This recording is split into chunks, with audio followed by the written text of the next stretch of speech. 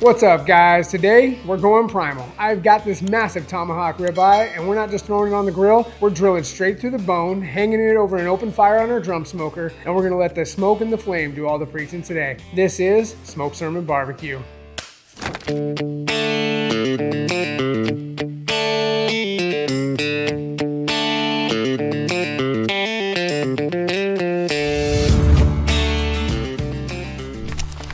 All right, so we are gonna go ahead and get a nice hole drilled into this ribeye bone here. We're actually gonna drill two. There's our first hole. That's actually gonna be for our butcher twine, so we can hold this together and make sure she doesn't fall into the fire. And then we got a second one here that's gonna go for our hooks.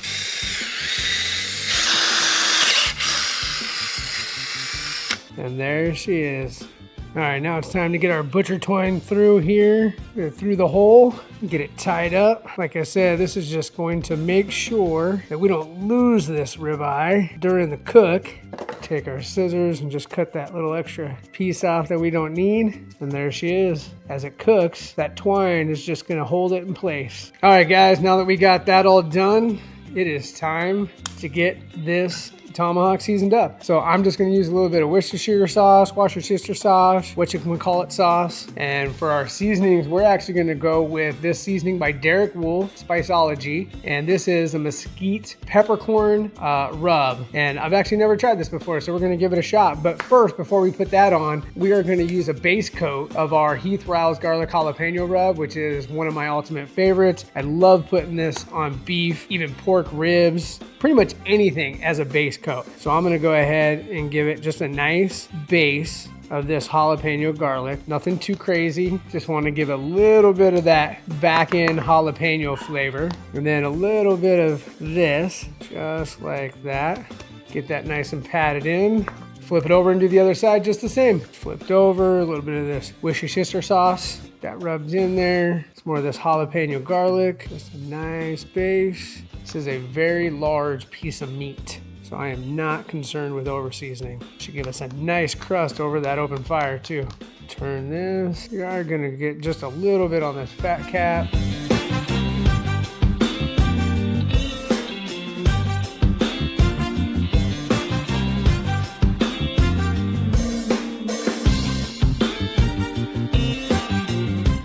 She is looking good to me. Oh, maybe not. I want a little bit more on that side. Now she is looking good. All right. Next step is for us to get that drum fired up.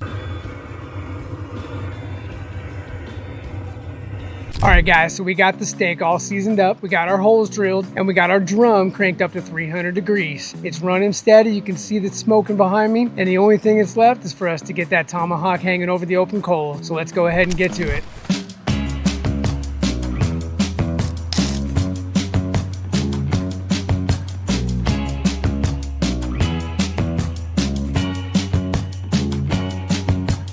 All right, guys, so our tomahawk has been hanging for about 30 minutes. Internal temp is showing it's about 90 degrees. We're just gonna take a quick peek.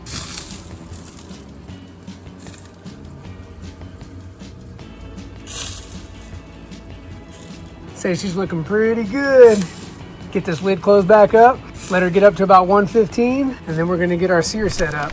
All right, guys, so our tomahawk ribeye is showing that it's 115 degrees internal, and we are gonna go ahead and get it pulled off the drum now. It was hot, as you can see. I'm refreshed now. I jumped in the pool, so now I can concentrate, get this ribeye off, and we're gonna get it set up to sear next. Our grate's in, temp's up. Get this bad boy on the open fire for a good sear.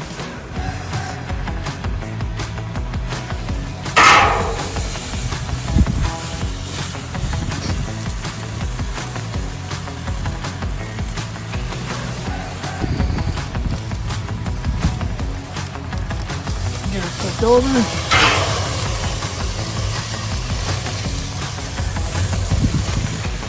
at that sear building that crust.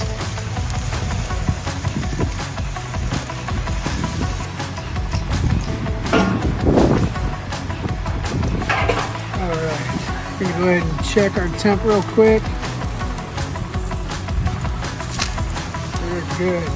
It's broken right at 132.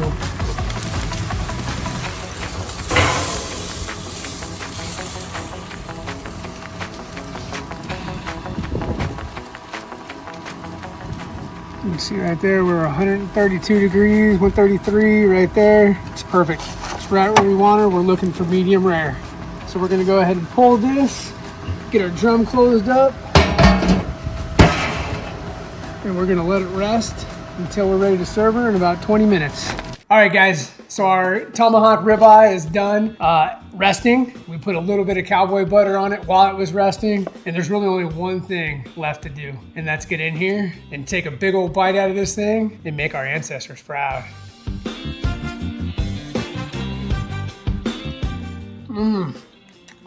Look at that. Now let's get this thing sliced up so we can share it with the rest of the family. All right, let's go ahead and slice into this bad boy. I'm gonna separate it from that bone. Let's get a little cross-section cut here. Good little medium to medium rare, not bad at that at all. And let me just tell you, that bite I took was amazing, delicious. One more bite, going for the test. That is delicious. I'm very, very happy. Happy with the seasoning, happy with the way that came out. All around, this cook was phenomenal, delicious, not hard to do at all. Everything I cook on that gateway drum comes out absolutely killer. So now it's dinner time.